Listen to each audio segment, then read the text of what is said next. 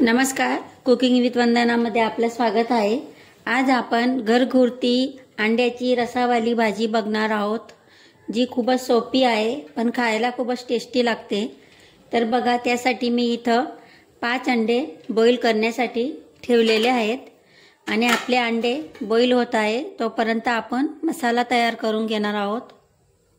तर बघा, मसाला करण्यासाठी मी इथं एक कढई घेतलेली आहे आणि कढईमध्ये एक मोठा कांदा बारीक करप करून कापून घेतलेला आहे, त्याला भाजून घ्यायचा।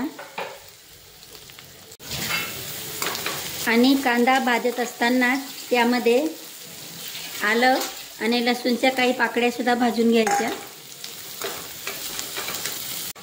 बघा, कांदा थोडासा लालसर झाला की नंतर त्यामध्ये 3 ते 4 हिरव्या मिरच्या घालायच्या, त्या सुद्धा भाजून घ्यायच्या।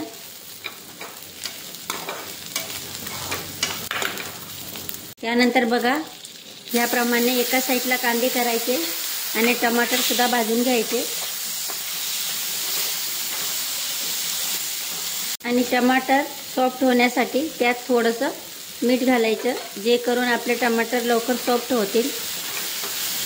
तर बघा, आपला टमाटर बऱ्यापैकी मॅश झालेला आहे। आता त्यामध्येच आपण खोबऱ्याचं कीस घालत आहोत आणि ते सुद्धा व्यवस्थित भाजून घ्यायचं।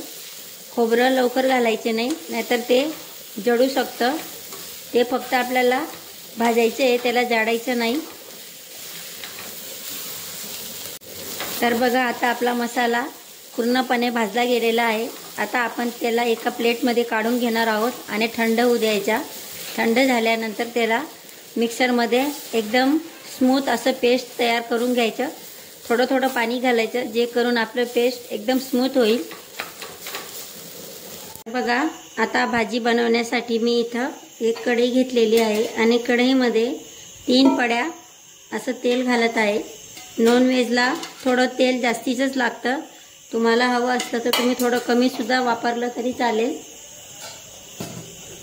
आपलं तेल व्यवस्थित गरम झालं की नंतर त्यामध्ये थोडं जिरं घालायचं आणि 1 तेजपत्ता घालायचा। त्यानंतर त्यामध्ये जो मसाला आपण मिक्सरमध्ये तयार केला होता तो घालायचा। मसाल्याला व्यवस्थित भाजून घ्यायचं। मसाला भाजला गेला की नंतर त्यामध्ये आपले सुके मसाले घालायचे। त्यात बघा, 1 चम्मच असं धना पावडर घालत आहे, थोडी हळद घालायची आणि 1 चम्मच असं मिर्च पावडर घालत आहे। त्यानंतर त्यामध्ये 1/2 चम्मच असा मटन मसाला घालायचा, जो तुमच्या जवळ अवेलेबल असला गरम मसाला तो घाला। बघा, तुम्ही बघू शकता आपला मसाल्याला कडाला तेल सुटायला लागलेलं आहे, म्हणजेच आपला मसाला व्यवस्थित भाजला गेलेला आहे। आता त्यामध्ये पाणी घालायचं। मी ज्या मिक्सरच्या भांड्यात पेस्ट केली होती त्याच्यातच पाणी घेतलेलं आहे। पाणी तुम्ही तुमच्या आवडीनुसार जास्त कमी घेऊ शकता। आता त्यात चवीप्रमाणे मीठ घालायचं आणि आपल्या रसाला छान अशी उकळ येऊ द्यायची। तर बघा, आपल्याला रसाला छान अशी उकळ आलेली आहे।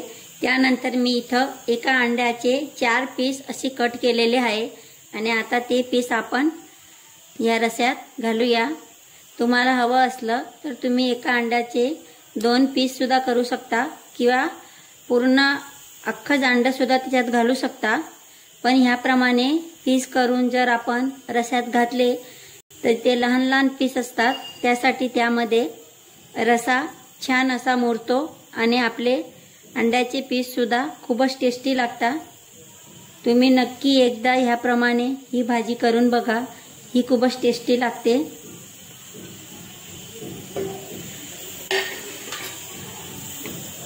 त्यानंतर आपण अलगद हाताने ही भाजी मिक्स करायची आणि तिला एकदम कमी आचेवरती आपण गॅसवरती राहू द्यायची।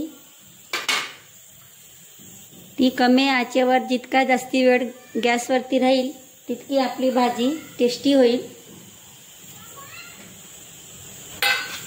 तर मग कसा वाटला तुम्हाला हा व्हिडिओ मला कमेंटमध्ये नक्की कळवा आणि जर तुम्हाला ही रेसिपी आवडली असेल तर हिला नक्की तुम्ही घरात ट्राय करा. ही नक्की घरात सर्वांना आवडेल. आणि जर तुम्हाला ही रेसिपी आवडली तर माझ्या चॅनलला सबस्क्राईब करायला, व्हिडिओला शेअर आणि लाईक करायला विसरू नका. ही भाजी अजून आपण 5 मिनिटांसाठी एकदम कमी आचेवर याचप्रमाणे उकडू देणार आहोत.